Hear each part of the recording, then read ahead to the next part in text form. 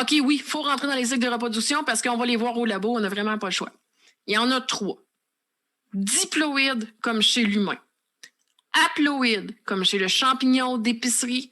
Et haplodiploïdes, comme la fougère. OK? Diploïde, vous voyez que c'est un mix, là. Haploïde, diploïde, haplodiploïde. Elle a les deux. Haploïde, ça veut dire qu'il possède un seul lot de chromosomes. Ce n'est pas tout l'organisme, mais ça va être une phase d'haploïde où est-ce qu'il y a un seul lot. Du grec haplos, ça signifie unique.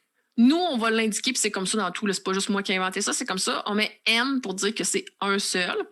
Et exemple, un spermatozoïde humain, ça a un seul lot de chromosomes. Un ovaire aussi. Diploïde, ça veut dire que ça possède 2 lots de chromosomes. C'est aussi indiqué par 2N. Par exemple, un humain, sauf ses ovaires et ses spermatozoïdes. Polyploïde, ça veut dire plus de 2 lots de chromosomes. C'est indiqué par le nombre de lots. Donc, on marque 3N, 4N, 8N, selon qu'il y a 3 lots de chromosomes, 4 ou 8. Par exemple, la pomme de terre cultivée est tétraploïde. Elle a 4 lots de chromosomes. 2 autres termes importants à savoir pour comprendre les cycles. Méiose, c'est une réduction de 2N à N. Donc, on passe d'un organisme qui a 2 lots de chromosomes à 1. Exemple, un humain qui a 2 lots de chromosomes à un spermatozoïde qui en a un seul. Ça se fait par ce qu'on appelle une méiose. Du grec, méion, ça signifie rendre plus petit, donc de 2 à 1. C'est une succession de 2 divisions nucléaires qui entraînent la réduction du nombre chromosomique de diploïdes, de N à haploïde N, et la ségrégation des gènes pour pouvoir faire ça. Mitose, c'est une division du noyau en 2 noyaux fils identiques. Donc, tantôt, on disait des cellules, c'est féminin. Donc, on parle de 2 cellules filles. Noyau, c'est masculin, donc on parle de 2 noyaux fils. C'est juste parce qu'on applique le genre aux mots qu'on utilise. Ça s'accompagne de la division du cytoplasme, donc la cytokinèse, pour finalement créer 2 cellules filles. Vous verrez la division cellulaire dans un autre cours. Donc, pour bot 1006, on va prendre pour acquis que c'est une division d'une cellule en 2 cellules filles identiques, c'est tout. On ne se demandera pas comment ça se fait, la mitose. Vous allez l'apprendre une autre fois. Donc, le cycle diploïde, c'est le cycle d'un humain. OK? Tous les cycles que je vais vous présenter sont divisés en 2 phases. Vous voyez la ligne ici, c'est N. Tout ce qui est en haut de la ligne, il y a un seul set de chromosomes. Et tout ce qui est en bas, il y en a 2. Comment ça fonctionne? Si on regarde, je vais vous le montrer avec un humain. OK. Un individu, c'est diploïde. Il y a 2 sets de chromosomes. Il se fait une méiose pour que ses gamètes, donc ses ovules et ses spermatozoïdes, deviennent un N. Vous voyez qu'il passe de la section 2N à la section 1N.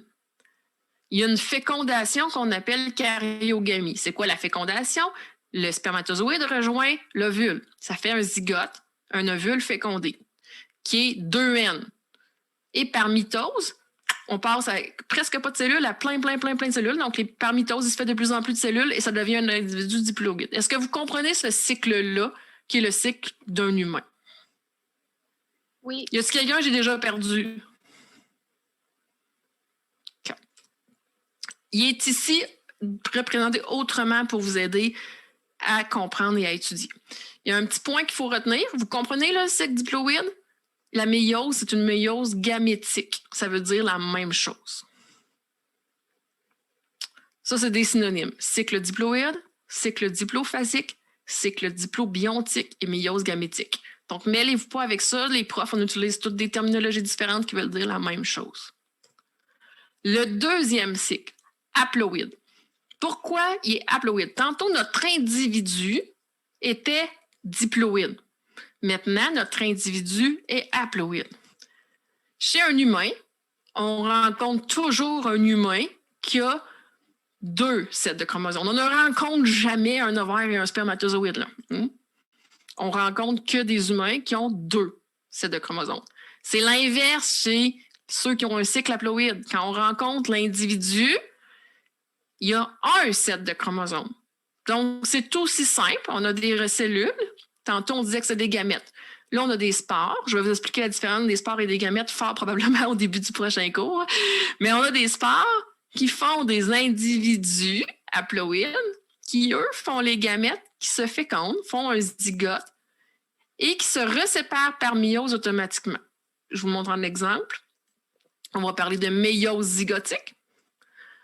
L'exemple du champignon. Là, il y a 2 personnes qui ont déjà fait le cours de champignon. Ça, c'est un exemple que vous savez par cœur, j'imagine. Mais rapidement, parce qu'on n'a pas beaucoup de minutes, quand on voit le champignon, il y a un set de chromosomes. Ça va-tu? On va le revoir au début du prochain cours. Haplodiploïde, il y a 2 individus. On en trouve un dans la nature qui a un seul set de chromosomes. Et dans une autre phase de son développement, on en trouve un qui a 2 sets de chromosomes. Par exemple, ça va être une méiosporique, chez la fougère. Pourquoi c'est important? Parce que vous êtes habitué de voir des fougères 2N. Vous reconnaissez que c'est une fougère. Mais vous allez faire vos inventaires puis tomber sur la même fougère dans un autre stade de son développement sexuel. Puis, elle va avoir juste un N, elle est complètement différente. Il faut quand même que vous sachiez que c'est le même individu que vous trouvez. C'est l'inventaire, si vous trouvez des petits cœurs comme ça par terre ou des grandes feuilles de fougère, c'est l'inventaire de la même chose. Donc, c'est là que c'est important de comprendre bien les cycles. Prenez le temps d'apprendre correctement les cycles. Le cours il est fini, fait que je vais arrêter. Je vous ai mis d'autres exemples, puis j'ai mis les synonymes. On va commencer avec la différence entre une spore et une gamète au prochain cours. Mais là, prenez le temps, mardi, ou ce soit mardi sûrement, de comprendre bien les 3 cycles, parce que vous allez absolument avoir besoin de ça en labo mercredi.